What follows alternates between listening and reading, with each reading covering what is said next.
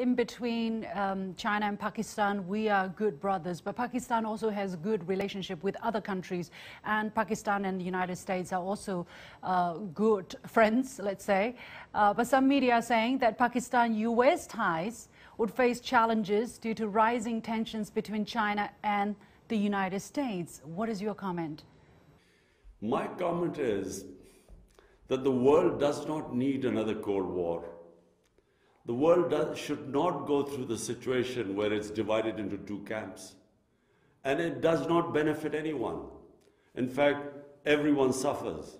But people gain if there's cooperation between the countries. You know, we saw, in my lifetime, I saw the European Union came into being, and then we saw the standard of living of the entire European countries go up. So what I would say is that I hope that this does not escalate into another Cold War where we have to choose sides. We have good relationships with the US. We have probably what we call iron brother relationship with China.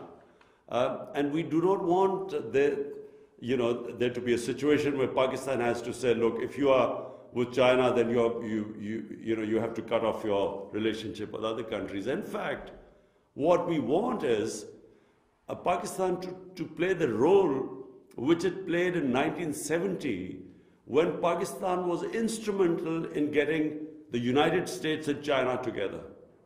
The famous visit of Dr. Henry Kissinger was organized by Pakistan. So we hope to play that role. And my priority in Pakistan are the 220 million people in my country.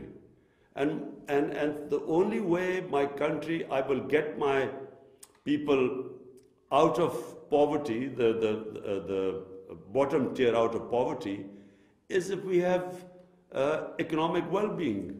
And economic well-being comes with stability and peace. So if you have conflicts, the first thing that gets affected is your economy. And that's the last thing we want.